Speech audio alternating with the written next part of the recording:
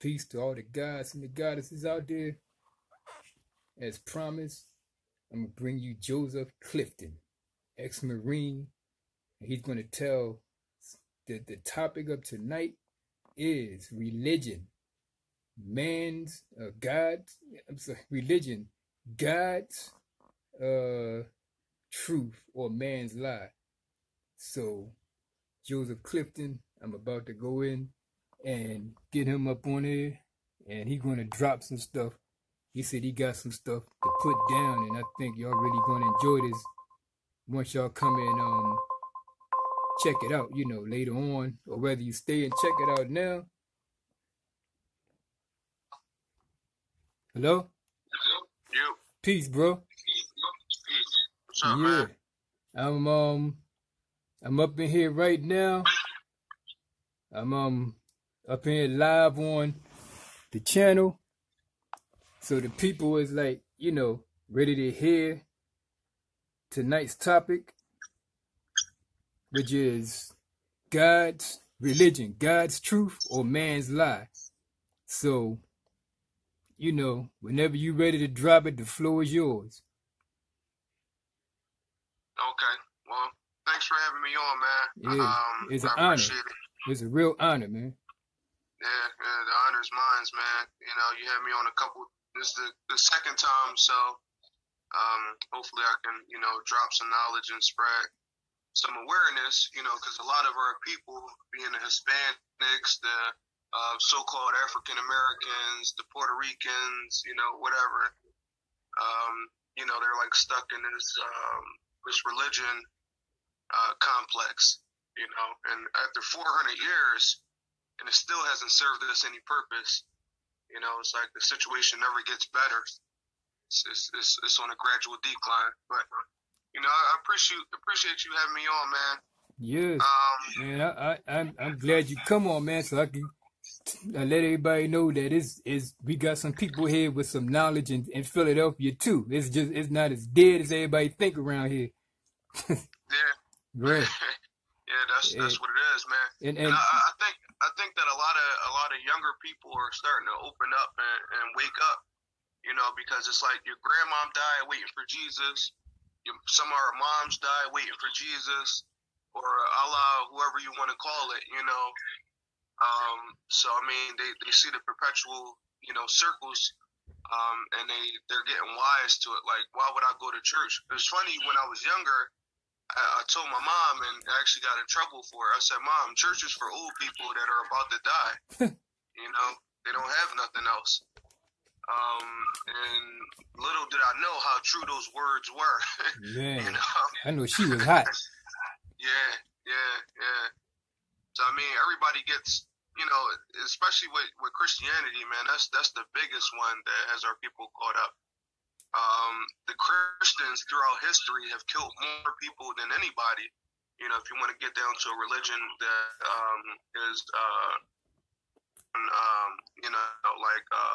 murders, forcing people to be into the religion, and just forcing a religion on people, man. They have killed more people than anybody. If you can go back into recorded history and find this out. I mean, you can go back to King Alfred.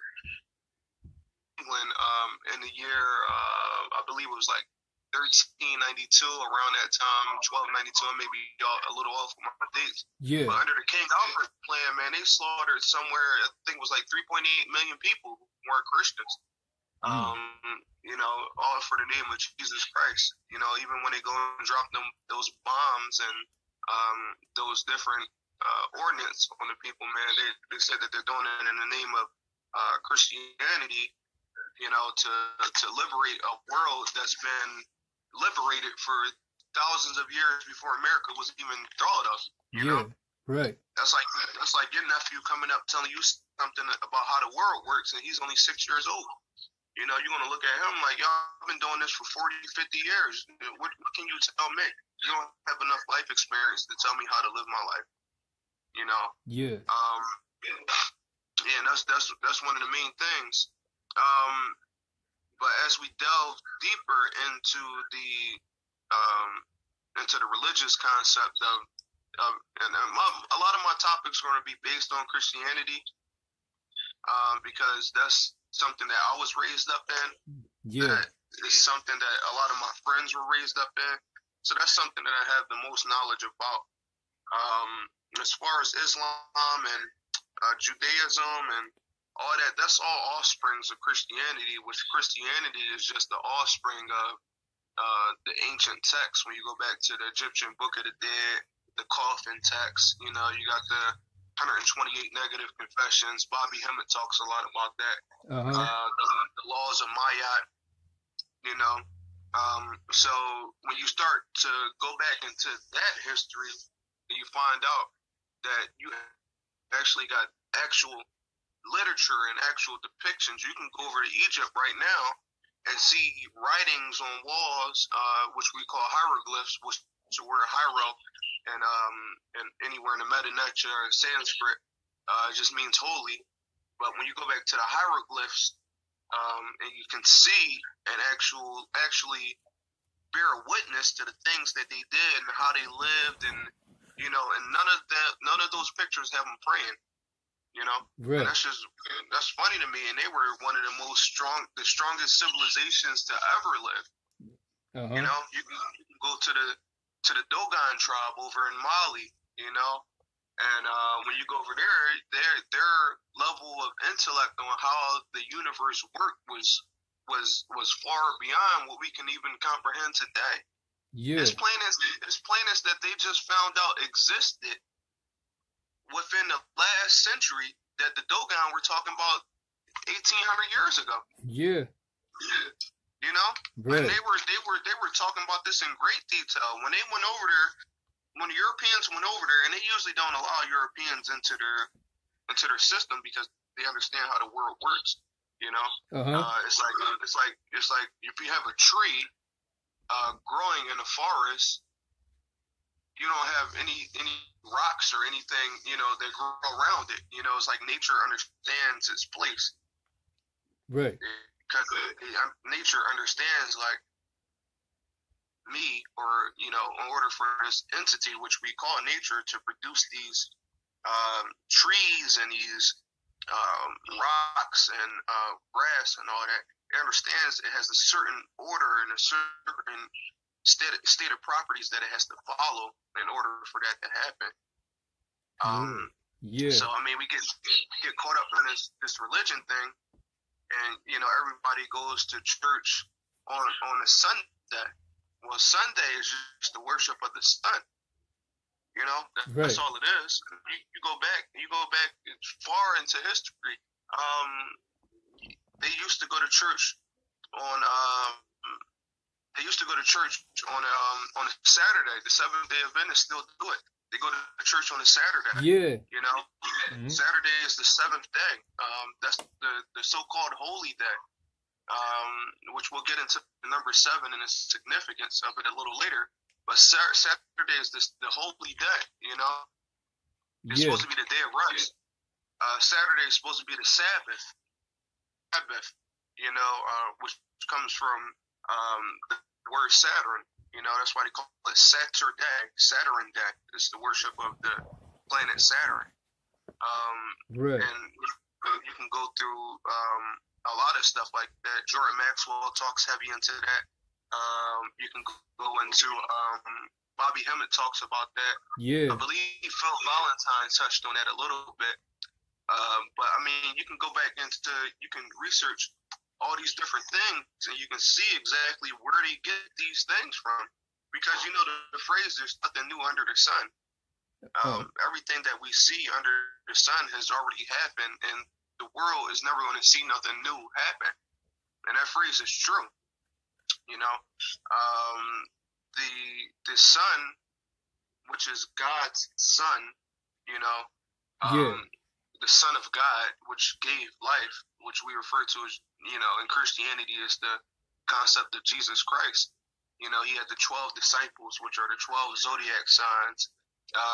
He was in the age of Pisces, which were the fish.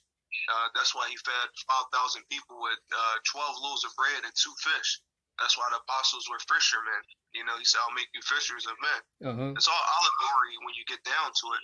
But what happens is over time and the distortion of history, because you got to remember, the Romans during the year of 67, after the Caesar Empire, the Caesar era, and they had the Flavian Empire come in, and they went and burned all the religious books and all the books that were in Jerusalem. So what transpired subsequently was that, of course, you had to have somebody, well, you didn't have to, but they had to have somebody rewrite all these religious books. At the time, it was Flavius Josephus. Yeah. Whose name, from the, well, his name wasn't Flavius at the time, but it was Josephus. And he became Flavian Josephus, who was a philosopher during that day. And the Flavians wanted to invoke like a deity like they had in Rome, because Rome was full of deities. Even when you read the book of Acts and it talks about the Apostle Paul when he went back and he had the title of the statue of the unknown God, and he said, couldn't this God be Jesus Christ? And he started to accept it. But anyway, so the Flavian Empire wanted to basically promote religion subjugation to its people and servitude up to its people. That's why in the Bible you'll have things like slaves honor your heavenly masters as if you honor the Father God. You know, only a man can write some shit like that. Like, ain't no God writing nothing like that. This is the same God who told he told Moses to draw out his sword and slew those that aren't with him. This is the same God that told the Hebrews when they were walking through the desert for 40 years, I can't walk with you because you're a stiff-necked people. Mm-hmm. And he said, I might wind up destroying y'all from the face of the earth. You can't walk with him. That can't be the same God that's saying, look, if you're a slave, be a slave. It don't make sense. And there's a lot of contradictions in the Bible. And a lot of philosophers and people that actually study the Bible, that's the problem with Christianity. That's the problem with religion in itself. People don't study these texts. They'll pick and choose little things that they want, and then they'll say, "Oh, it's like when you're a kid and you're eating your food, and your mom said you better eat all your veggies." So you hurry up and grab a little bit of it, and you're like, "All right, maybe that'll suffice for now." That's how religion is. It's like we got the whole big plate, which religion is like a big plate, and there's all these different components. You got your meats over here for my people that eat meat. The vegetarians got the Brussels sprouts, the broccoli over there. Uh-huh. It's like nobody wants to touch the broccoli if you're not a vegetarian, because you're saying, look, all I need is the meat. The vegetarians is like, look, I don't need the meat. All I need is the plant-based diet, and that's the problem. So you have these men who put titles at the back of their name: PhD, Reverend, Pastor, Bishop, Imam, Rabbi, and they think that qualifies them to be the mouthpiece of God. Right. And that's the problem. That's one of the biggest problems. You think that this God that designed the stars, the moon, the sun comes up every day around the same time. It sets every day around the same time, within an hour, no matter what part of the year you're in. It always rises in the east and sets in the west. You think that this same God that designed these asteroid belts, if you want to believe that that's out there, let's put ourselves in that construct, right, and say that there's asteroid belts out there and there's all these planets flying around in space, and space is one big pile of collisions and chaos, because that's what the European believes, because his whole system runs off of chaos. His whole system runs off of conflict. His whole system runs off of destroy, because when an animal's backed into a corner, which the European is right now, and he has been for some time, when an animal's backed into a corner, his only instinct is survival. If somebody puts you in the alleyway against 10 people, and either I fight and kill these 10 people or I ain't coming out alive, that's your instinct survival. So everything that the European thinks about and how he designed the system is utter chaos. You know, that's why you got people running around. You got the Christians, but you got the evangelists, you got the Lutherans, you got the Pentecostals, you got the Apostolics, you got the Baptists, you got the Mormons, you got the Jehovah's Witness, but they all read the same book. Yep. They all read the same book, minus the Mormons who believe in Joseph Smith. That's a different story for a different time. Yeah, I used to be but one. They all read the same book. But you believe that this guy who designed your breath to, you know, your lungs to expand and contract without you even thinking is going to say, look, I'm going to make a human, right? And when you turn around, whatever age you turn, 6, 7, 8, 1, 2, you're going to need something to get you into my kingdom, which is a book. And I'm going to confuse you because I'm going to create all these different religions, and I'm going to leave it up to the good people, the meek, to, you know, the simple-minded people. I'm going to leave it up to y'all to figure out how to get into heaven. Right. That's bullshit. It's bullshit. Like, it's bullshit. You know, I'm calling bluffs, you know, because nobody has ever seen this God being come down and say this is the religion. No, Nobody's ever seen this God being say that there is a religion. Nobody's ever seen this God being in the first place. Nope. You know? So where is he at? Or it? Or she? You know, let's get out the patriarchal you know, society. Where's she at? Where is it at? Oh, they. You know? They. Where are they at? Let them speak for themselves. You know? And, you know, you got like I said, you got the Christians running around and, you know, they want to put Jesus as this God, man, because that was done during the Flavian Empire with Josephus. And they had to create, like a trinity, if you want to say, of a God that's you know, he's a God, but he's a man, but he also has the spirit. Like, that's utter, like, that's bullshit. You had several entities come before Jesus with all the same characteristics of Jesus, born of a virgin mother, 12 disciples, walked on water, performed miracles. I mean, you got Krishna and the Hinduism. Yeah. You got Dionysus, which comes from the Romans. You got Mithra, you know, if you want to go into that. I mean, you got Osiris, you got Horus. Yep. And they all had the same characteristics. So what makes this one religion the religion of all religions? Or, you know, did a man create this religion to make you enslaved to the thought? Exactly. Yeah, but Christians, they don't understand it. They don't, because they don't understand Jewish customs. Jesus understood Jewish customs. You know, why don't you? You know, Jesus wore a robe. Why don't you? Jesus had a beard. Why don't you? You know, Jesus ain't had no job. Oh, that's the only thing we could do, not have jobs.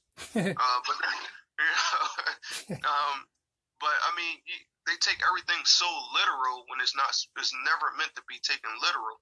Like, even the words and translations, if you want to get into the book, which I've, you know, got into extensively, he said, in my Father's house there are many mansions. That's not what it says. It says, in my Father's house there are many tents. But the reason that you couldn't translate the Hebrew or the Aramaic version of the Bible to English, because it basically diluted the words so much that when they started to translate it, actually 300 years ago, you get killed for that shit. Wolves was getting killed for translating the Bible in any other language other than the Greek, the Aramaic, or the Hebrew. Right. You know what I mean? They were getting killed for it. You couldn't even translate it into Arabic. They were getting killed for that. I'm talking 300 years ago. I'm not talking 2,000 years ago. You know, I'm talking 300 years ago. So, you know, Christians hear these stories like the man walking on water. You know, what nigga you know today can walk on water? Nobody. Exactly. Everybody that you know has a mother and a father? What person you know don't have a mother and a father? Nobody. And we're supposed to believe this? Yep. Like, this is what we stoop to as a society, as a people. And black people need to be more aware of this because we're supposed to be more conscious. We're supposed to be more spiritual. We're supposed to be the rulers of this world. Yeah, you better believe it or God gonna get you. Yeah, that's what we're supposed to be. But you got all this confusion and stuff. You know, like he says, Jesus, according to the Bible, and I'll just say according to the Bible because there's no historical proof that anybody ever existed out the Bible except for if you have like a Xerxes or a Nebuchadnezzar. Like, these are people that we can physically go to burial sites or tombs or have depictions outside of the Bible. You can't use the Bible to validate the Bible. Like, no scholar uses the Webster's dictionary and say, I want to look up a word, and then sticks with that definition. He always cross-reference his material. Mm-hmm. You know? He doesn't use one book to validate the book. Right. He doesn't say, Webster says the definition of jump is to use a mechanical force on your legs to propel yourself in the air. And he sticks with that. No, he goes to the Oxford's, dictionary. He goes to the, whatever, encyclopedias and all different types of stuff. That's scholarship. Mm-hmm. Not just saying this one book says this and this is the only thing. He says, but Jesus says that it would be harder for a rich man to enter heaven than to go through the eye of a camel.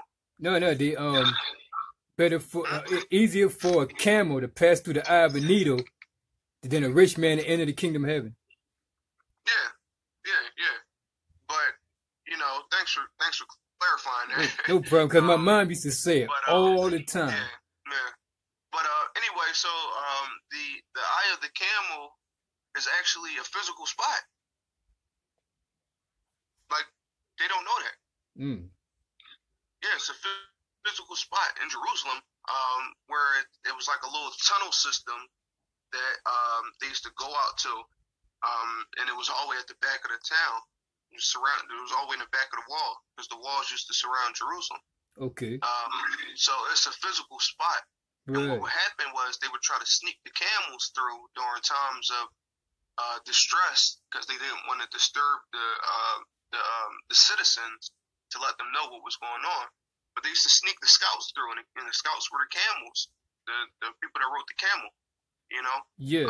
But the camels used to have to stoop down, and the tunnel wasn't originally designed for the camels, so the humps would almost graze the top of the wall. So it was like hard for that camel to get through the eye. Yeah, that's a real spot in Jerusalem. Yeah. But Christians don't know that because they don't understand Jewish customs. They don't read Jewish law. They don't understand Jewish literature. They don't speak Hebrew. They don't speak Aramaic. So they won't understand that. They'll think like they're talking about the eye of the needle. But it's a real it's a physical spot. It's called the eye of the needle. Look it up. Yeah. But yeah, so I mean, you can go on and on and on and on about that. How you have no historical evidence of Jesus ever existing. Right. There's no historical evidence of the apostles ever existing. How about Muhammad? There's no tombs, no burial sites, no caves that you can go and find one of them niggas' mummies in. You know what I mean? Right. Excuse me, I'm gonna take a drink of water real quick. What about Muhammad? What'd you say? What do you think about Muhammad? His existence? Cause what's his name? The ex-pastor, not Kevin Wesley, the other one,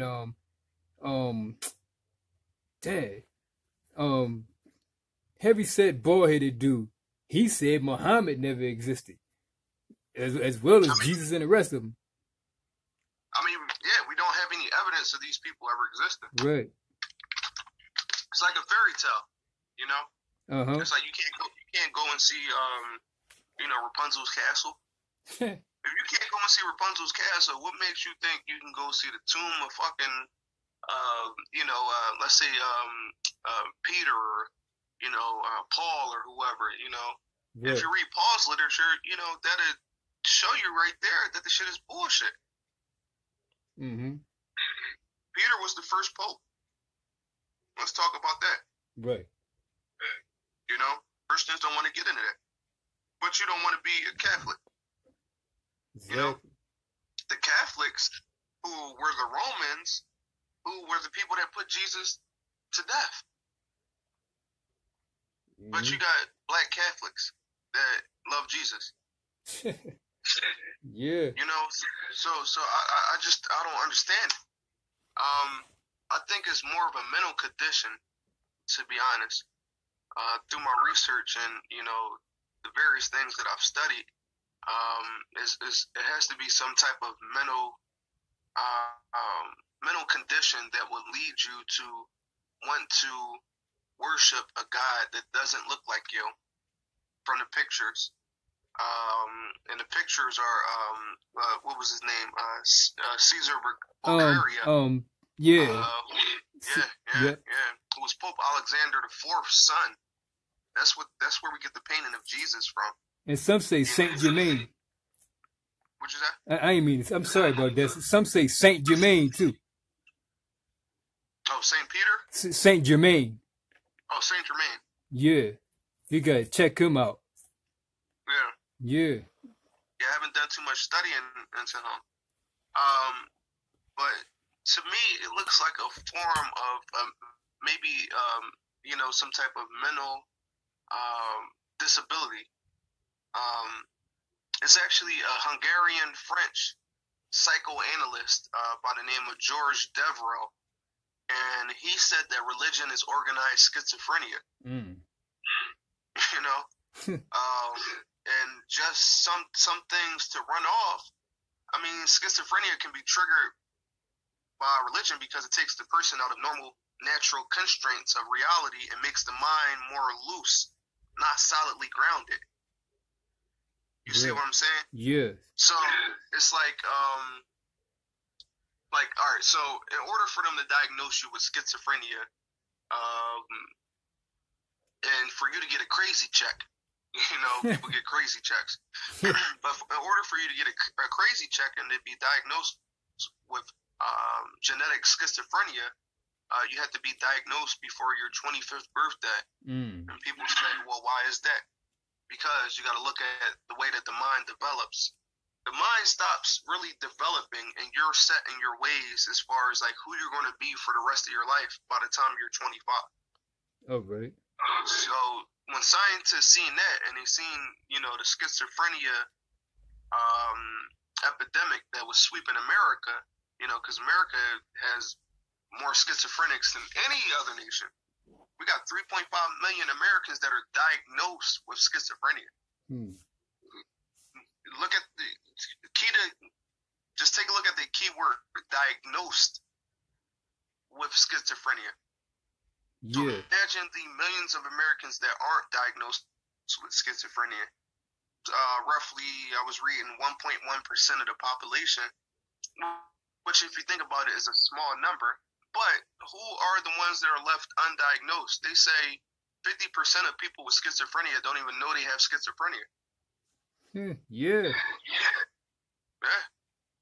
50% of people with schizophrenia don't even know that they're schizophrenic. Yeah, they think they're cool.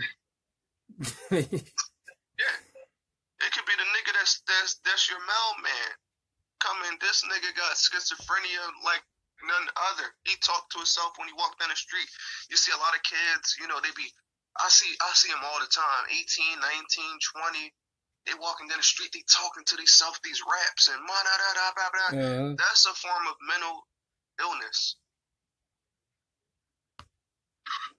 That's a form of mental illness. Anybody that walks down the street and talks to themselves, I don't care if they saying a rap, singing a song, that's mental illness. That is not normal for a functioning human being, a member of society, to walk down the street and talk to themselves. That's a form of mental illness. So when you see people like that, you just gotta watch out for them, man. You know. Yeah. So religion takes you out the realm of normal and natural, and puts you into a realm of imagination. Yeah. All right. Think of it like a child, right? You have a child, they daydream a lot, they're easily influenced, their minds can be shifted to one direction to the next direction. They're always told to snap out of it. You know, you see a kid, they dreaming at school, hey, what you doing? Snap out of it. Yeah. Because their minds aren't stably grounded into this realm. You got to think how when you're in the incubation stage inside the womb, you got to remember that you're conscious the whole time you're in the womb from a period of gestation. So let's say this period is like 6 months. So let's say you got 3 months in the womb of being conscious. But you won't remember it because your mind is still stuck in the realm of the supernatural. Yeah. You know, your mind is still stuck in the realm of supernatural. It's a shock to you once you become actually physically aware, you know, and you're taking out that the womb. That's why when a baby comes out the womb, his first instinct is to cry because he's out of a sterile environment. Yeah. So if you take something out of a sterile environment and put it directly into an environment that is unsterile, it's going to be a shock to the system. Yeah, exactly. You know? That's why the younger you are, the sicker you are. That light hit him in the face. Yeah, you got a lot of deficiencies. You know, so you're that's why they try to give you all these shots and vaccinations and all that. You know, because you came from a perfectly sterile environment into an environment that's like chaos. Right? Yep. So the mind isn't stably grounded into this reality. That's why kids have a crazy imagination. The kids can make up whole friends. You know, if you ever watch like haunted houses or ghost hunters or whatever those Discovery Channel programs are, but when you watch them, look, usually the first people to notice that something's wrong is a kid. Yep. The first person to notice that there's an entity living with you is a kid. That's because kids aren't fully grounded into the realm of reality. They're still stuck in a realm of supernatural. I mean, that's why they daydream a lot. You know, so that ties into like when you get older, you're supposed to snap out of it because your mind is fully sunken. You're in a sunken place. Your mind is fully developed into a place of reality. But some of us don't make that transition. It's like when you're a kid, you're let's say you're 3, 5, years old, 3 years old, 5 years old, whatever, 6 years old. Yeah. And this whole time you've had these imaginary friends and you've had this big imagination. And suddenly, by the time you're 12, 13, all that's supposed to stop. You think that all that shit stops at once? No, it continues. You know? That's why you have some people that can't stop being a kid. Yeah, exactly. You know? They're still a kid, but you're trying to put them in a grown-up transition, and it doesn't work like that. So what happens is you have these people that may have these undiagnosed mental disabilities or these undiagnosed mental illnesses, and then society is trying to push them into the world like they're perfectly normal. Everybody doesn't have a fairy tale story, you know? So what we see with schizophrenia is we see the same instances of being a kid.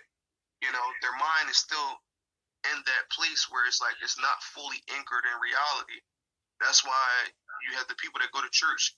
They have imaginary friends. You know, Jesus is their friend. You know, they hallucinate. You know, hallucination is hearing, seeing, and smelling something that's not there. Right. You know, so you hear God talking to you. You can see God. You know, you smell roses and shit. You know, that's a form of schizophrenia. They're delusional. They have delusions as defined as strange beliefs to most people. So when people hear that, you know, you talking to God, that's why you have people that had, you know, experiences with God and aliens and stuff and all this other crazy shit, and they be scared to tell people because they know it's strange to a lot of people. You know, so you got the people in church that have these beliefs or raised on these belief systems, and even to them telling the people that have all these imaginary friends is still strange. They go and tell somebody, yo, I talked to God last night. You know, that's a form of delusion. Schizophrenia also has a symptom of confused thoughts and speech. Confused thoughts and speech, zoning out, right? So they zone out. They get in this trance-like state and jumble speech that does not make sense. Yeah. That's a symptom of schizophrenia. Yeah, speaking in tongues. Speaking in tongues. That shit don't make sense to nobody. You can't get no interpreter from anywhere to say what the fuck you saying. I've never seen a schizophrenia. I mean, I've never seen a speaking in tongues Holy Ghost interpreter. Never seen it. Never. I ain't never seen it. I've never seen it. No matter how, I've seen countless people talk in tongues. I've never seen nobody say, "Oh no, she talking about, you know, Saturday night." You know, I've never seen it. We're gonna believe in the Bible and believe that one of the gifts of the Holy Spirit is to speak in tongues.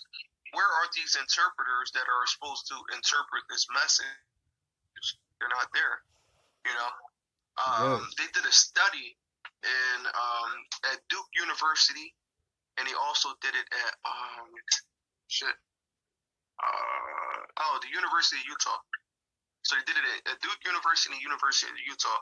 Duke University found out that religion causes brain damage. I'm not making this shit up. I mean, I couldn't imagine. They said because religion hinders rational thinking, right? So it hinders the mind's ability to develop. So you got kids that are 3, 4, 5 years old, which at that stage in growth and development of the mind, that stage is so influential and is so ready to be formed and developed. You can tell them anything and they'll believe it. So when you start telling them like, oh yeah, you know, it's the man that walks on water, you know, and this and that, and you know, you start telling them all these religious conjecture, which are conjectures of opinion that's not formed off fact. When you start telling them religious conjecture, it's like they start to believe it. And then it's like they can't shake that foundation, you know? They can never.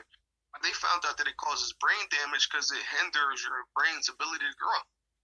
It shuts down your hippocampal region of your brain, and it causes atrophy, which is a weakening of the brain.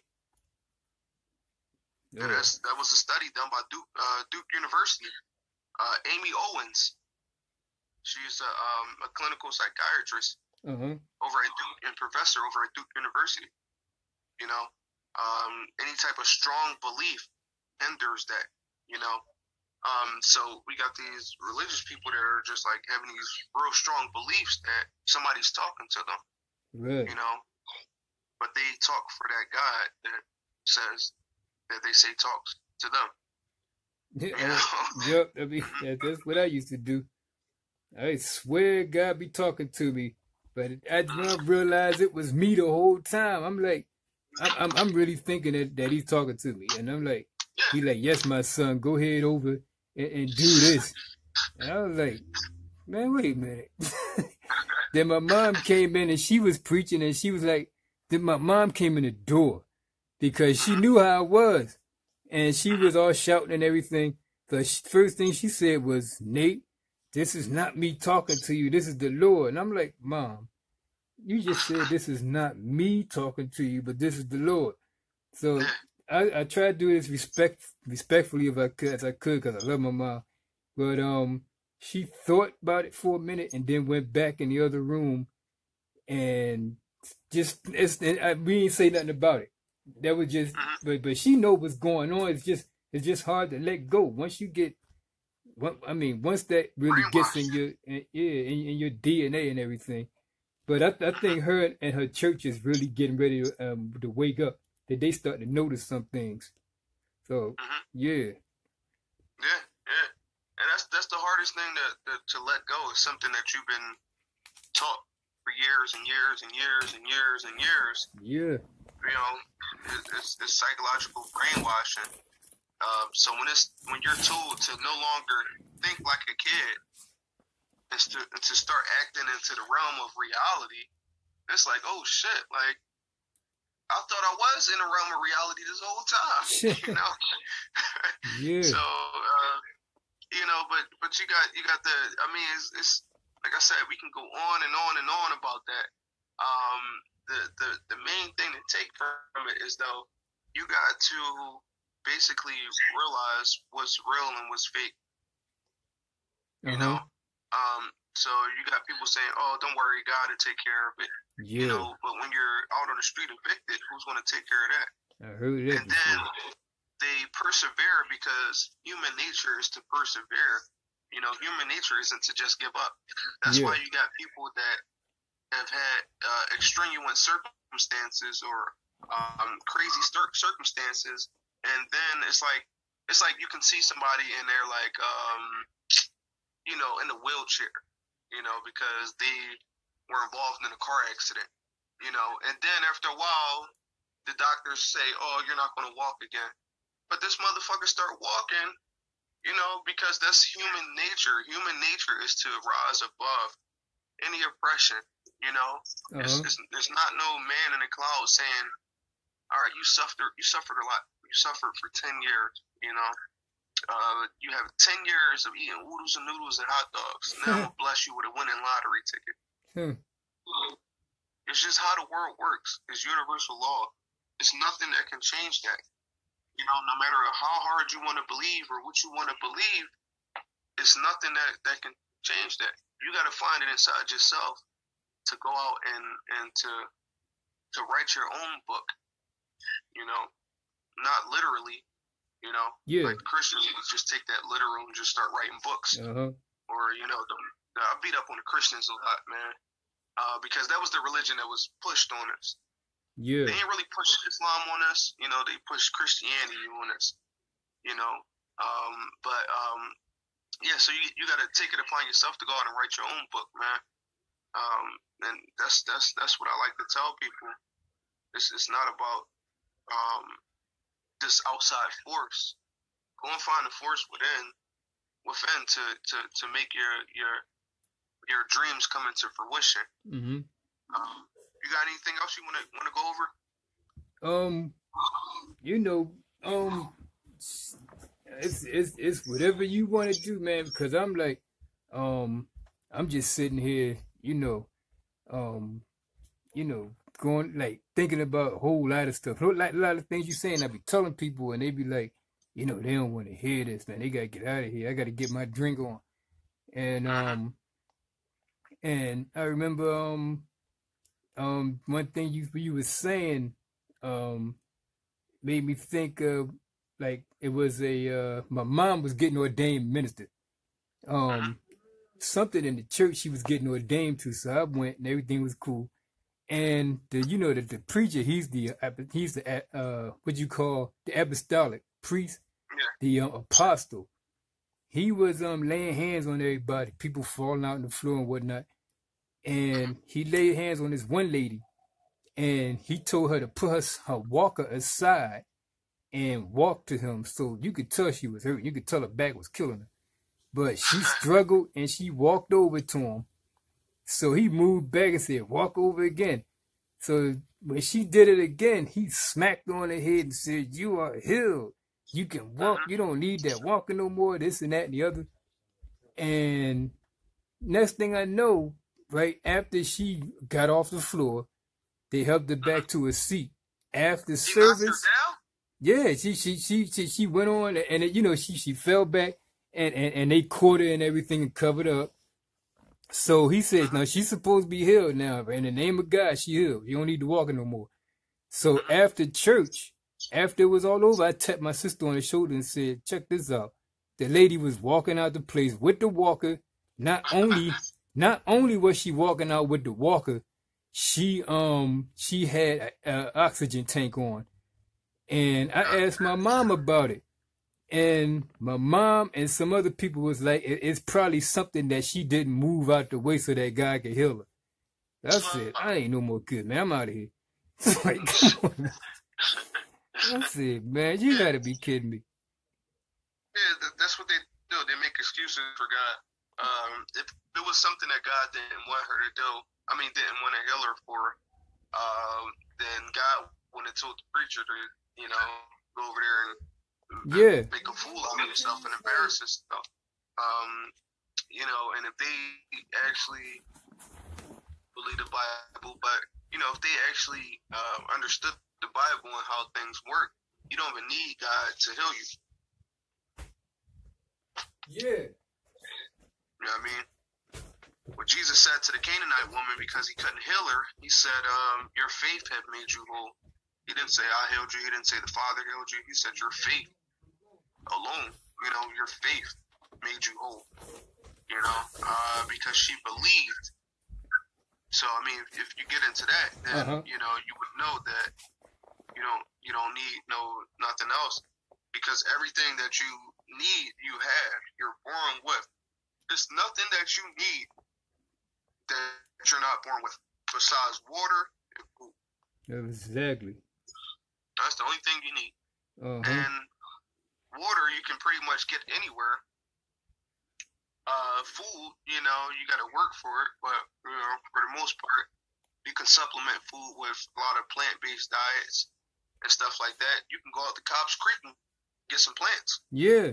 I used to be a Mormon, and I was a Boy Scout when I was with them, and they taught us how to go out and eat all kind of stuff out the woods. So it's like I could survive out in the woods. Other people, they need that home cooked meal. So I could survive like crazy. Yeah. A lot of people can't. But like I said, it's everything that you need. You have. Yeah. But what society has done is they've made everything so hard to get. So your whole time you're worrying about paying bills, you're worrying about this, you're worrying about that, but you don't have sight of the bigger picture. Oh yeah. The bigger picture is this shit ain't gonna last. No. Like this shit is not gonna last.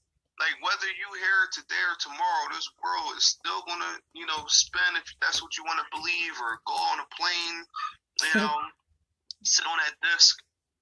This world is still gonna go on. Yeah. 20, 30 years from now, motherfuckers gonna forget that you ever existed. You're right. So my challenge to us is, why don't we leave a footprint in the universe to say that we were here? Exactly. Because what they're trying to do now is they're trying to erase us from history. Man.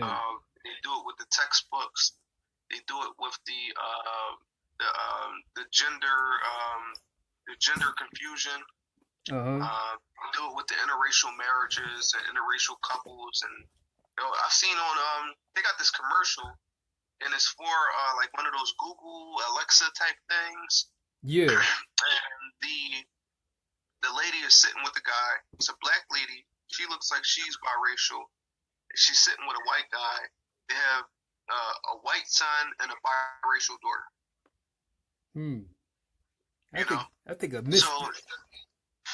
Yeah, and they're saying Alexa's or whatever, Google, is so and so supposed to eat pizza or whatever they were asking. But you look at that, and that's the norm now. Like a lot of women are, and a lot of men, because it's the brothers and the sisters. But a lot of us are trying to go out and find basically status symbols. So when you see a black man or a black woman with a white man or a white woman, it's a status symbol for us. And men in particular, because a white man will go get a black woman just as a status symbol. Like, look, nigga, I got a black woman. Yeah. A black man will go get a white woman, but that black man cannot be impoverished. All right. Right. Not to say that it's not not any chips between a black man and a white woman, but those are always dysfunctional. All right. Yeah. Anytime you see trash, inner city black guy with a trailer park white woman, those are always those relationships are always how can I say always on turmoil. It's always like, oh, I got stuck with this nigga. But it's all a status symbol in society. All right. So what's happening now is you got a lot of, and this shit, it takes me out because you'll have a black woman that says, well, I date white guys too. And it's like, people will say, well, you're available to date whoever you want or be in love with whoever you want. How come y'all niggas wasn't in love during slavery? Yeah. Right. How come you white men weren't standing up for the black women during slavery? Y'all was raping them, having kids by them. Definitely. Raping the men. Feeding the men, feeding the babies to alligators, using babies as alligator bait. Man. That right there is a whole show by itself. Yeah. They had a thing called buck breaking. You know what I mean? That's why they used to have the term young buck. What's up, young buck? Okay. What's up, old head? But buck breaking was when they would bend the African male over in front of everybody, and the white man would insert his penis into the black male's anus, and have sex with him. In front of everybody, they would get the most masculine brother, and that's the jailhouse mentality. These big buff niggas, work out 24/7, and then they knocking at your cell like, yo, what's up, nigga? What you mean, what's up? Yeah. So the white man would bend over the black men and have sex with them in front of everybody. I can't imagine being raped, or I've never was molested, thank God. But I can't imagine. I can't imagine being raped, let alone being a man and being raped in front of everybody. Like, what that does? It has to do to the conscious of your mind. Yeah, then your wife and women, your children sitting there looking at you. The kids don't respect you because in the house, you know how it is. In the house, you're the man. When you go home, you're the man. You lay down the ground rules. You got your man cave. You tell them what it's going to be because you pay the bills and you're the man. But now when you come home, it's like, yo, you're not the man because I thought you were strong. You're not strong. You just let this white man defile you, But my question is, where was all the white women and white men standing up for black women and black men during slavery? And then you have the people, which is the most ignorant shit I've ever fucking heard in my life, and they'll say, oh, no, it wasn't them, it was their ancestors. Yeah, I heard that. You know how genetics work? Do you understand that genetics follow a pattern from generation to generation to generation? Exactly. That's why when you have young kids, like my nephew's too, he see the cops, he said he don't like the cops. He's never had a bad altercation with the cops. He's never seen the cops, beat somebody up in person. I don't know if he's seen it on TV, but at the end of the day, that shouldn't still be instilled in his mind that the cops are bad. Yeah. So it's something inside of him that's innate, which, it's like you're born with that just tells you cops are bad. When you're young, you have a sense of direction. It's like you'll never see a lost animal. Yeah. You know, because animals know, they have a sense of direction. Oh, Because they're so in tune with the universe. You know, you never see a deer stop and like, yo, what the fuck, where am I? Or a bear, you know, lost. And people say, well, they gotta be lost because they're in the neighborhoods. That's their fucking house before you motherfuckers came over here and started populating the area. Right. You know? They're not lost. That's why birds get together and fly down south for the winter. A bird don't have no calendar. Yeah. You know what I mean? Right. Bird don't know when winter going to hit. He just knows at a certain time I need to take my ass down south because it's getting too cold. Exactly. You know, so everything operates off of an understanding off of a law of balance, except for one thing on this earth: humans. You got 1,000 species of birds. You got millions of species of insects and bugs. Everything knows its place except for you and me. Yes, exactly. Isn't that amazing? And we're supposed to be the smartest. Yeah, we're supposed to be over the animals, and yet the animals have a better sense of understanding of how this thing works than we do.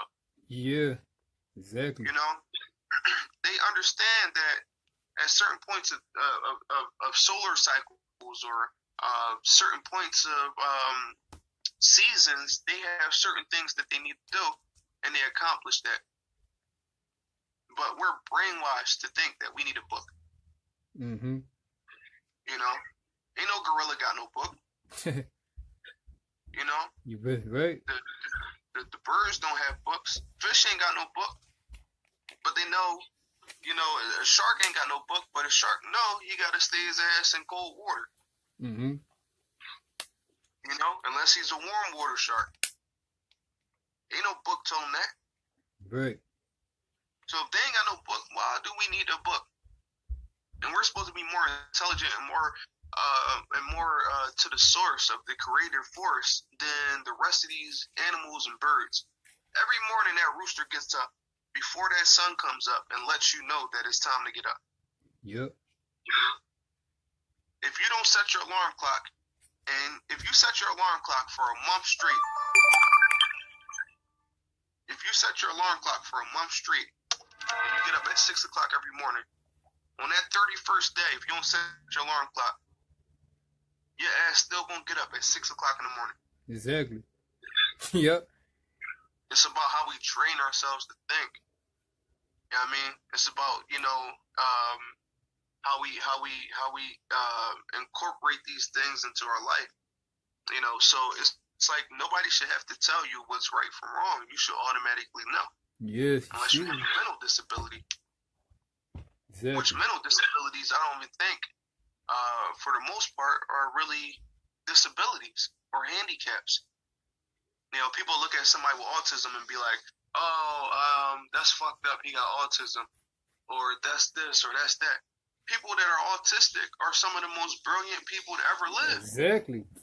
Man. You know, they're the savants. They're the, you know, the people that make genius music and, you know, the people that discover cures for stuff. I wish my sister was listening. Huh? I'm sorry, I said I wish my sister was listening because they diagnosed her son with say he's autistic with autism, and she don't be going for it. She on a whole different thing. Yeah. They got this kid over in well, he's grown now, but he was over in I want to say it was like Russia or somewhere. But this motherfucker, you can ask him any math problem, he'll get it right farther than a calculator. Like any math problem, he has a mild form of autism where he can remember crazy amounts of numbers. Like he did a math problem and it took him something like 45 minutes to finish saying the numbers. It was something crazy. Google it. It took him like 45 minutes to say the numbers. He did the math problem in his head and he kept saying the numbers. And the calculator stopped because the calculator couldn't go any further. You know what I mean?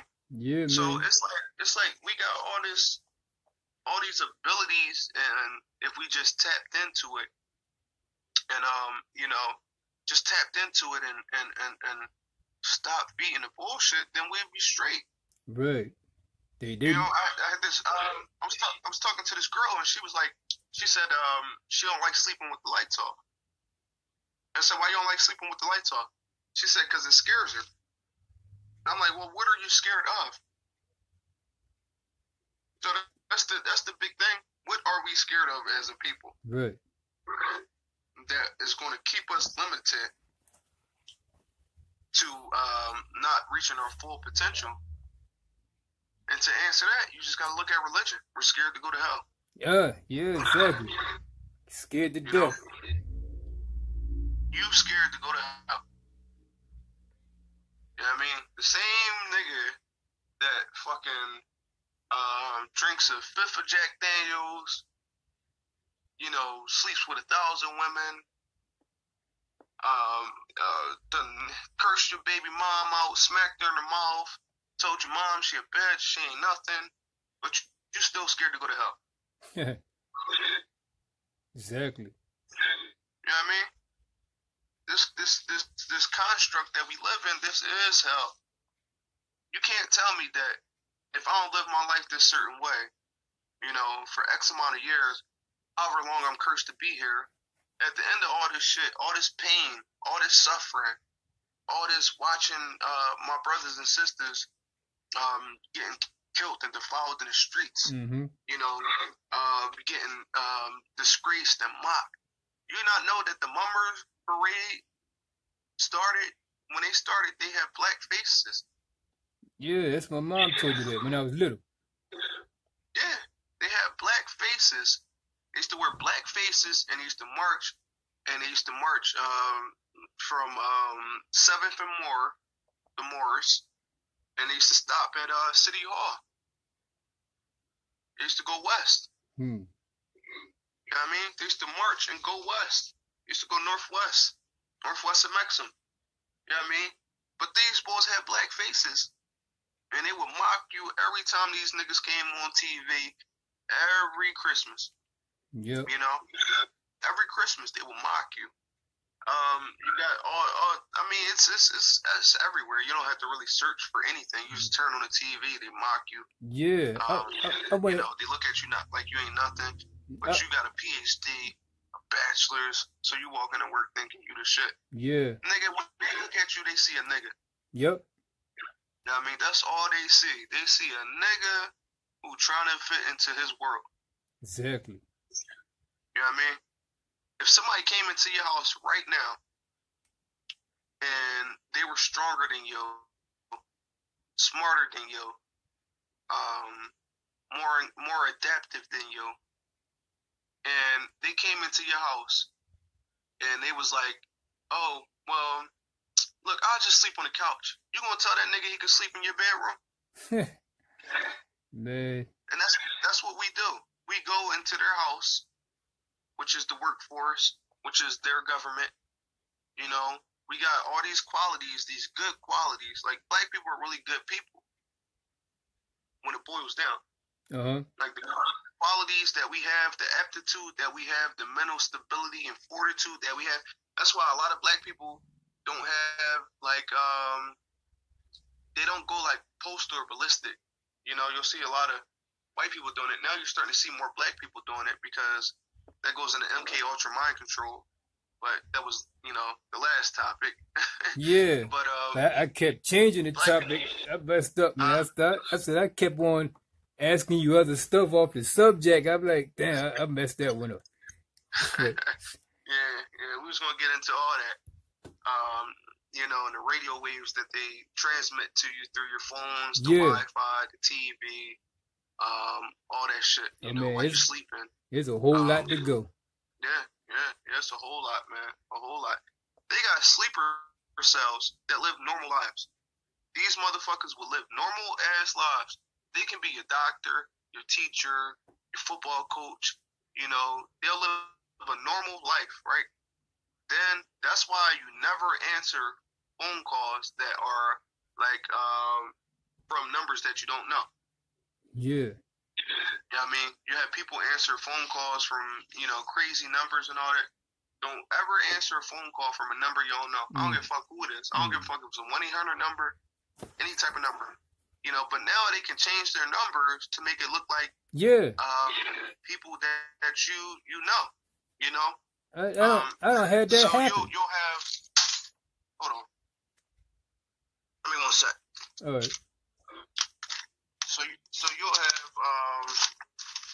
have people get these phone calls from these numbers, and then once they get the phone call, it's like it's a code word.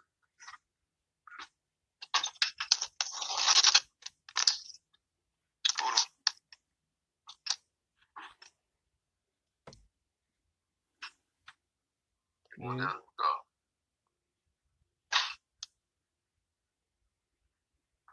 But once they get these phone calls, it's like a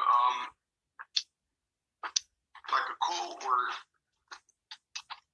and then next thing you know, they on a flight to Austria or Italy. Damn. And they wake up and they just go about their normal life. You mean like you mean a code word that sets something off in your head and make you do things? Yeah. Damn. Yeah, it's programmed into you. You know, you go in to a lot of people that go to prison, like a lot of convicts, people that are. It's this movie called it's with Jean-Claude Van Damme. I've seen all these movies. Yeah, that's a long list. But this movie he works at the docks, and he is like a freelance type guy, but this reporter lady shows up because her dad went missing, and she like, yo, I gotta find my dad, but her dad was homeless. Right? So the people that took her dad, like killed him. They took her dad and they killed him because he was like a sleeper cell. So they use MK Ultra mind control to basically to program him to be like a double agent. Yeah. So what happened was she was like she came to Jean-Claude Van Damme. She said, yo, I need help. Like, I gotta find my dad. Because he had, he beat up some guys that were outside her car. So she like, oh shit, like, maybe he could help me find my dad, you know? Yeah. And he a bodyguard type boy. Like, I think I remember that. Fight and all that. Mm-hmm. So she enlisted the help of him. So he finally was like, all right, I'll help you. Because he needed $200 for his union dues because he was like a freelance fisherman or something. He wouldn't let him back on the ship. So anyway, he was like, yeah, I'll help you, you know, whatever. So they went to go look for her dad, and the people that were programming her dad for this MK Ultra mind control, they were like, nah, we ain't see him. So she's like, all right, but somebody told her that that's where her dad was hanging out at. So she didn't really believe it, but she couldn't really say nothing, so she just left. So the guys that were ahead of the guy that was programming her dad came up. They said, yo, I thought you told us he had no family. He didn't have any family. He's like, I thought he was just a homeless guy. They said, why would you bring us somebody that has a family? They said, now, because he has a family, like, we got to kill his fucking family. Because he's been involved in some government secret agent project, and they didn't want nobody to know. So when they look for like these sleeper cells and these people, like these are usually people that don't have families. Like they'll have a wife and kids and shit, but outside of that, it's like they don't have any family. Yeah. Man, you know? I kind of wonder, man.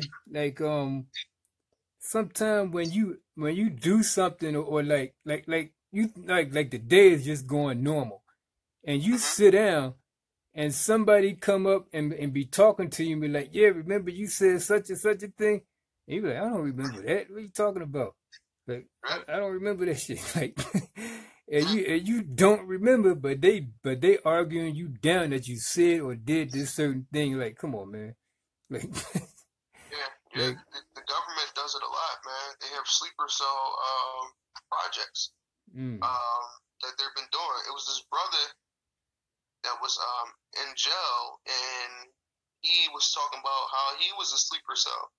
And ain't nobody believe him. Like, all right, man, this nigga from jail. But he was going in so much detail as to how they was doing it because he ain't have a family. So that's what the people that they look for.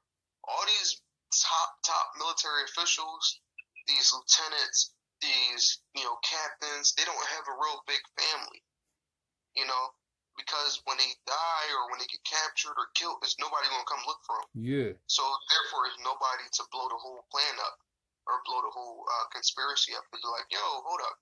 This motherfucker, nah, that's Jim. That's my cousin. There's none of that.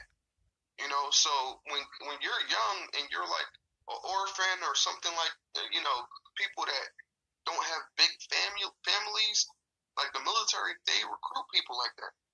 They know what they're going to do to you before you even go sign them papers. So they're planting those subliminal messages in your mind, like, yo, go into the military, go do this, go do that. So they're already planting those images in your mind as a real young person. Mm-hmm. They had this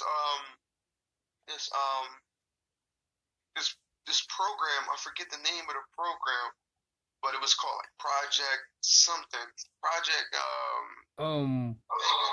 Project Pegasus or Project something. Bush had something to do with that? Bush Senior had something to do with that? Nah, this shit was way back. This joint was way back. All right. This joint was way back. I'm going back to the 60s. Yeah, they've been doing this for a while. Yeah. Like, if the government told you everything that they was doing, some of y'all motherfuckers would be like, what? Y'all still wouldn't believe it. But they've been doing this joint for a while. But anyway, so they had this program where they was recruiting these kids, like these orphan kids, and they were recruiting them to be sleeper cells, like Jason Bourne. Like, that shit is real. All those movies that you see where it's like these double agents, that shit, it's real. Them niggas is highly trained and highly skilled. They will kill you and not even know that they did it. My mom used to date a Green Beret, and he was a brother, but this boy, he said that he was a real Green Beret, not one of them boys that just come home like, oh yeah, this nigga was a Green Beret. You know what I mean? And he had told my mom, I never heard this story, but my mom always told me this story. And he was like, she used to ask him, like, not going into too much detail, but like, like what y'all be doing and stuff like that. And he was like, well, he said, I can lay under the dirt and slow my heart rate down so slow that if you check my pulse, you wouldn't find a pulse, right? And he said it would be like I would be in a sleep state or a sleep status. And he was a remote remote viewer. Okay. Anyway, so he said I can lay myself down to a sleep state, and I can bury myself and go into like the sleep state. He said anybody that walks over me, he's like, I'll slit his throat and I won't even know that I did. Yeah. He said I would just come to, and it would just be like I would be standing over top of him or whatever. You know what I mean? And that's when you get like the PTSD and stuff like that, because they black out, they have lapses in time, they don't recall saying it, they don't recall doing it. So those are like your sleeper cells. But anyway, so he would remote view people, and my mom confirmed this. Like, he could really remote view the shit out you. Like, you can be in a whole nother city, or she had a remote view her first husband's sister in West Virginia, and she called her and she said, "Are you wearing da da da?" She said, "How you know what I'm wearing?" All she did was give him a picture, and he remote viewed the shit out of her. He told my mom, he said, "I cannot remote view you." And she said, "Why?" He said, "I just don't know." He said, "I've never been able to not remote view somebody." He said, but for some reason, I cannot remote view you.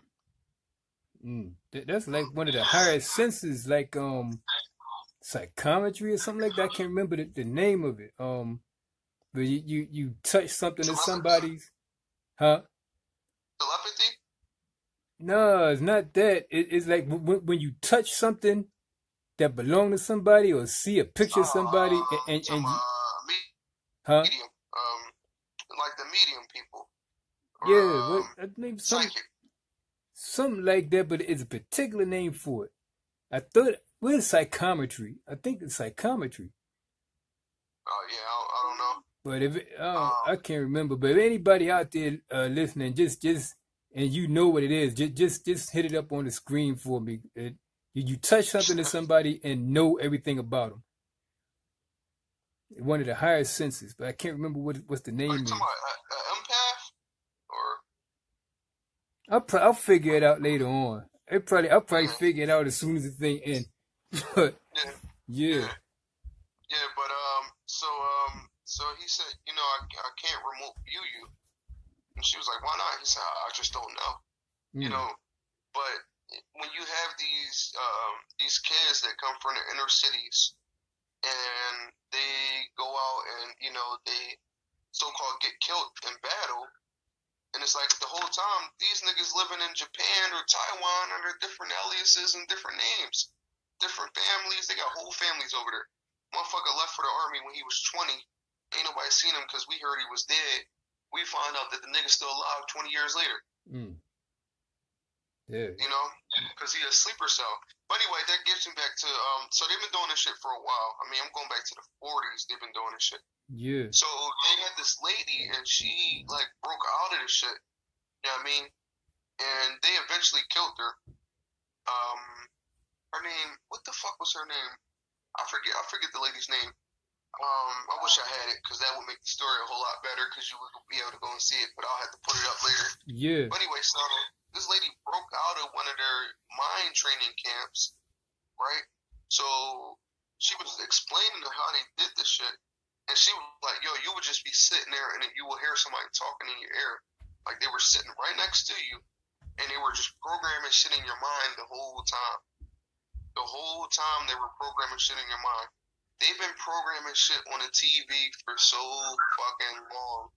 When ask any of your grandparents, they used to play the national anthem when TV went off.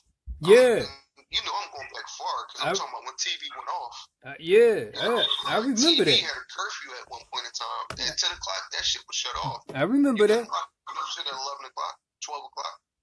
But, you might be able to go back this far. I'm talking 40 years ago, So 50, 60 years ago probably. But anyway, so they had when they used to play the national anthem, you used to see the words come up on the screen. The words of the national anthem come up on the screen. If you slow this shit down, this shit tells you obey the government. It would be words that flickered before it because it would be like a little flickering effect.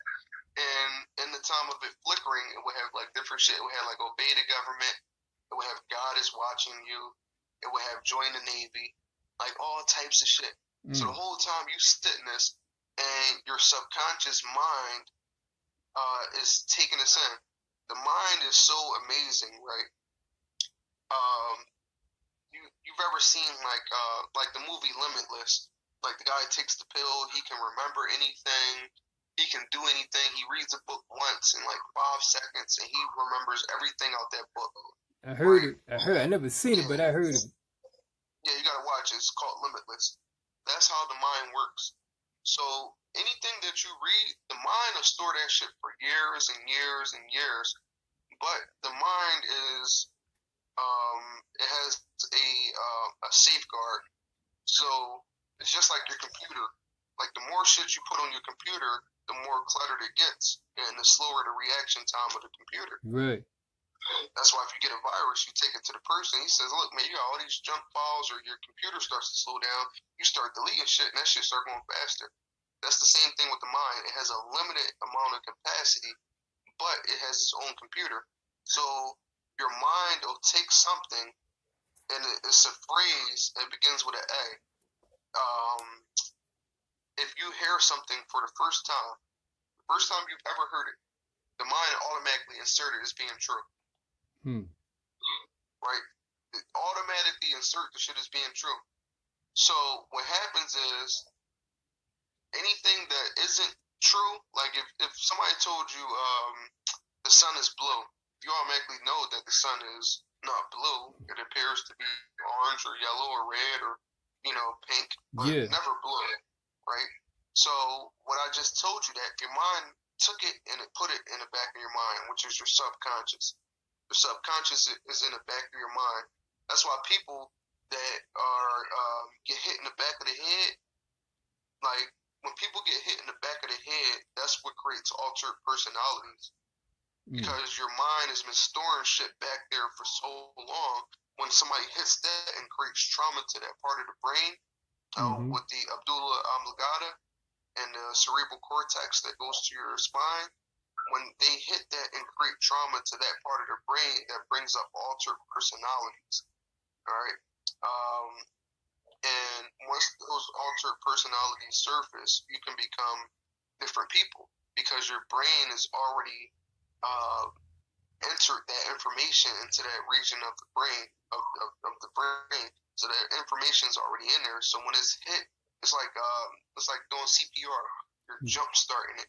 Yeah. So that's where amnesia happens and shit. People that get in bad car accidents, that's the injury to the back of their head. And now they got amnesia. They done forgot everything because they done erased their whole hard drive. All right. So when you're seeing these flickering lights and all this stuff on the TV and, serve the U.S. Navy or serve the Army or this or that, that shit is going to the back of your brain. Your mind is already going to keep that shit. So all it takes is a jump start and you like, oh shit, like, damn, I'm going to go join the Navy today, like I did.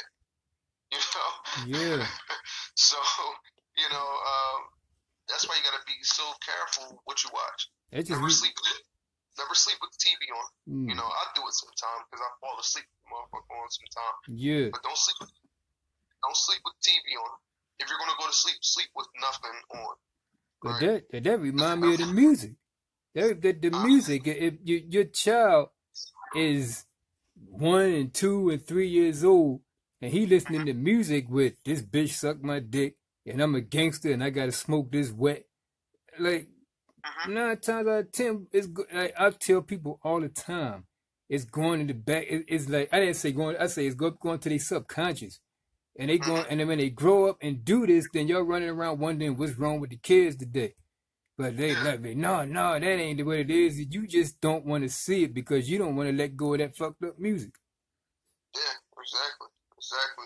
It's crazy. Around the age, anything before 2 years old for your kid. It doesn't matter. All right.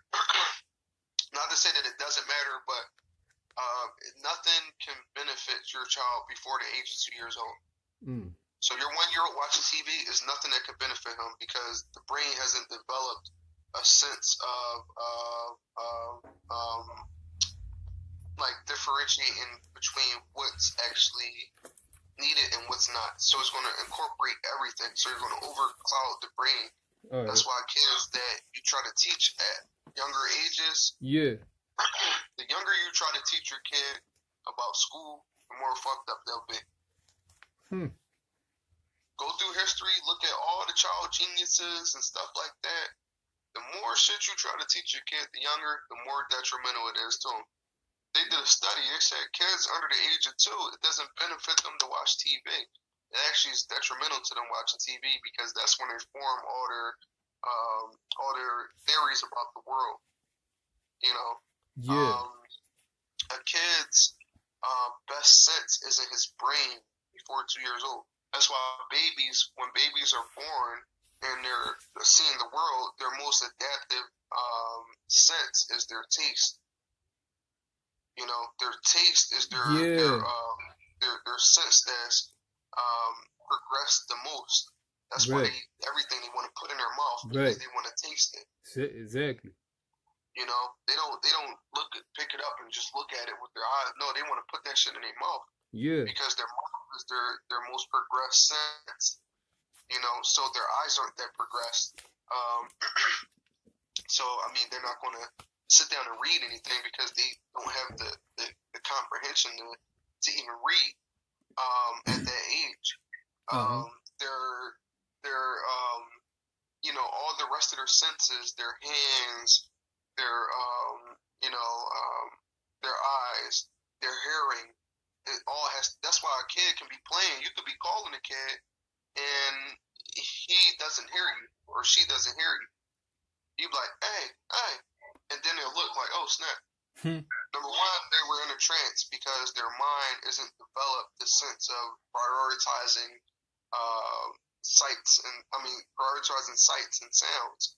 So once they're stuck on a particular thing, they're stuck on that thing. Yeah. Their brain hasn't developed the sense to learn how to do multiple things at once. That's why when you get a kid on one thing, you can just sit back and he'll do that one thing for hours, or she'll do that one thing for hours. Good. And people will be like, oh, no, he needs to do something. No, let him find his way. Let that kid find their way in life. Let them come out. If you ever get a cat from like the SPCA or somewhere, like an adult cat, they'll tell you during the first week, put the cat in the basement and then slowly bring the cat out. And that's even with an animal. That's the cat. Yeah. But when our kids are into this world, we're culture shocking them. We're putting them in front of the TV. We're listening to rap music and gospel music and hip hop and R&B and heavy metal and all these types of music, and it's an overload to their senses. You know what I mean? That's why with kids, everything has to be gradual.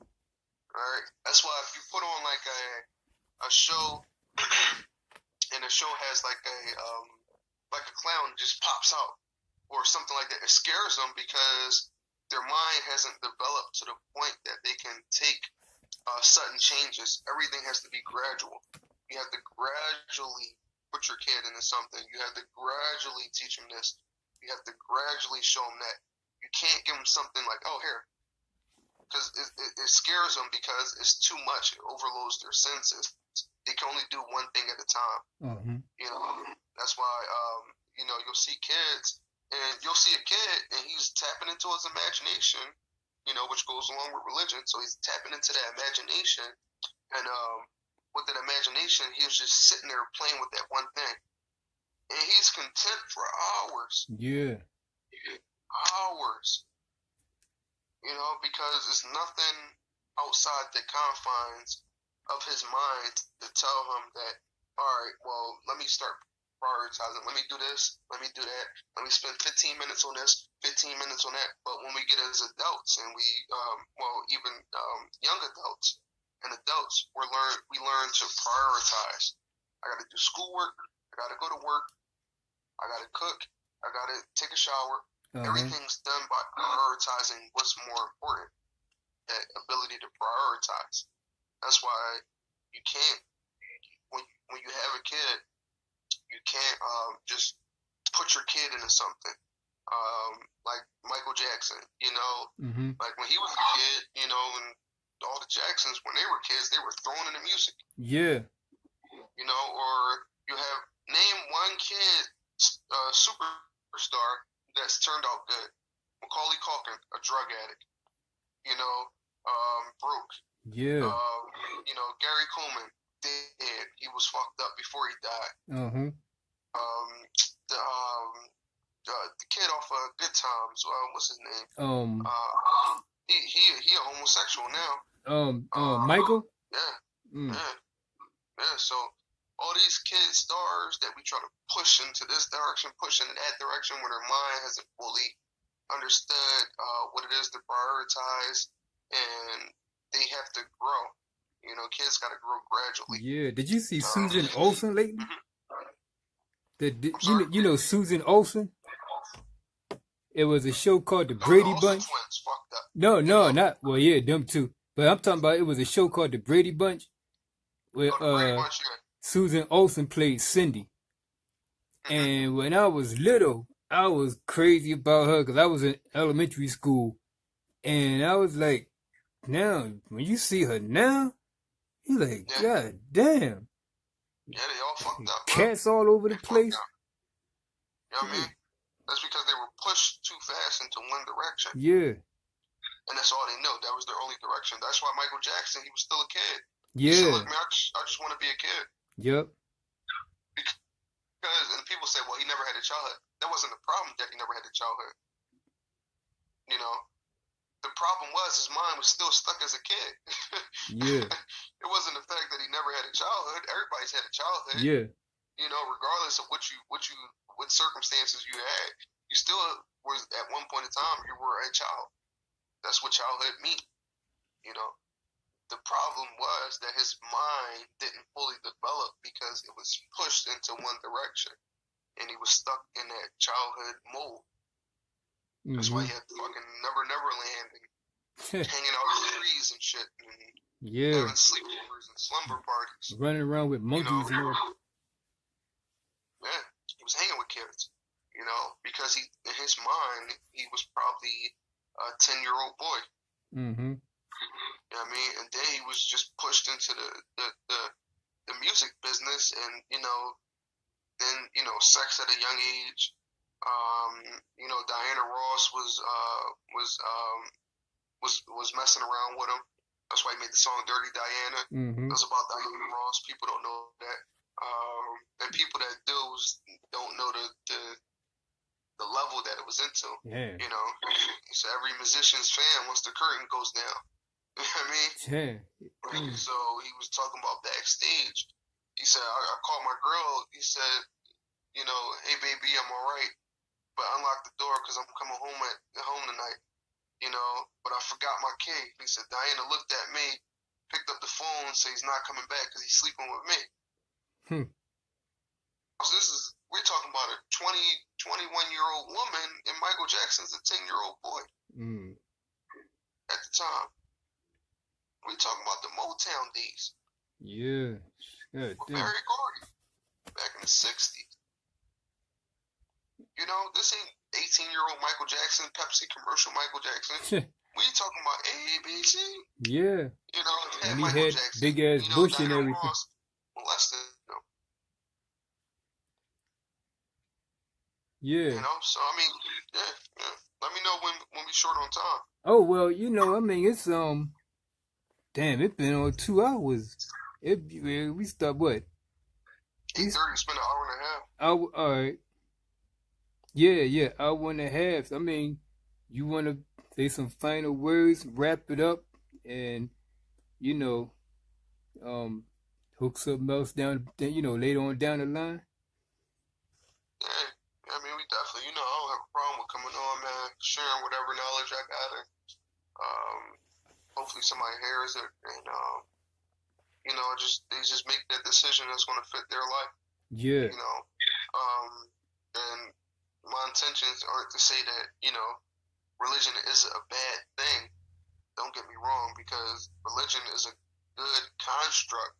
It's just the people that have promoted the religions that we subscribe to have fucked everything up. You know, because religion teaches discipline, it teaches order, it teaches, you know, people how to be, basically, how to function in a world that has no rules. You know, so religion's not my thing, you know. But if religion is your thing, then hey, you know, more power to you. Yeah, that it can, because I told so many people that, you know, that people wake up in all different, that people have woke up to things in the Hebrew Israelites, the Nuwapian nation, definitely the Nation of Islam. So I see what you mean there, because I was on the thing like, man, fuck religion, man, But like, I mean, I see what you mean. I gotta be a little bit more, you know, understanding, and I learned to do that. I used to just go crazy on people after I left Christianity and everything. But you know, I learned how to like Ray Hagans. That's the name I was trying to figure out earlier. Ray Hagans. He said don't just yank the rug out from under people. You move it slowly and let them step off it. So that's what I had to learn. Yeah, because I mean, if you have truth, nothing can debate truth. Right. You know, and that's what people fail to realize. Like, if you have a truth, you don't gotta stuff the spoon down somebody's throat with truth. Right. I mean, you could just show somebody what you got in the spoon, and they can be like, oh, all right, let me see what's over here, you know? So that's what it's about. You know, it's not to take people out their religion or, you know, say, oh, no, your God's wrong, you know?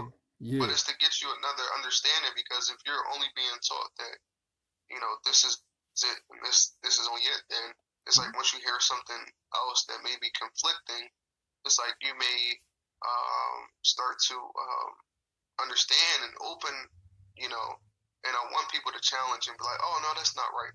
I want people to say it's not right, or people to say that, you know, I'm wrong, you know, because I didn't just come with speculation or opinion. I was providing fact, you know.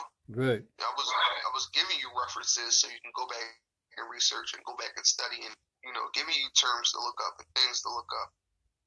So I want you to say I'm wrong. Yeah. Because at the end of the day, if you say I'm wrong, it benefits both of us.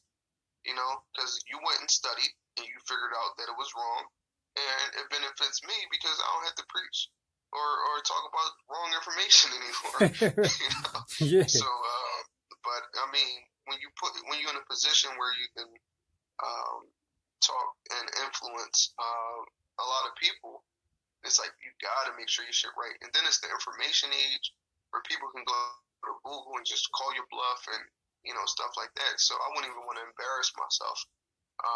But, you know, I mean, just keep doing what you're doing, you know, because you're setting up the platform. And, you know, when it take off, like as it's doing right now, when it take off, you're the forerunner, you know? Yeah. Everybody isn't meant to be in every position. You know, you understand your position. I understand my position. Right. You know, everybody's designed to do a different thing. That's why there's 7 billion people in the world. It's not just one person. Yeah. You just got to understand where your calling is. You found your calling. I'm still searching for mine, you know. I don't have all the answers.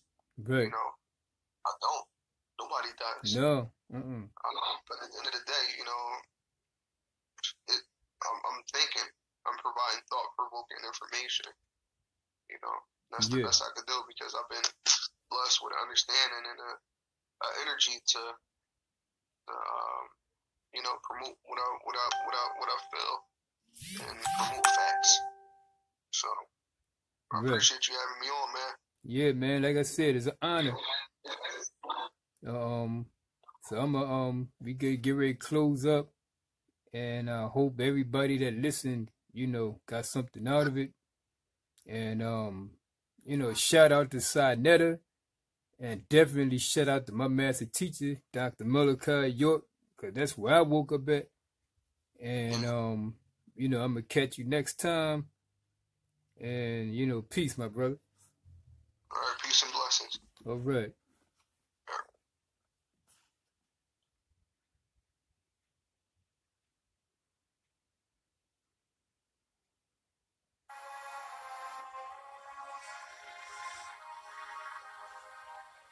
That was another Key Life Productions with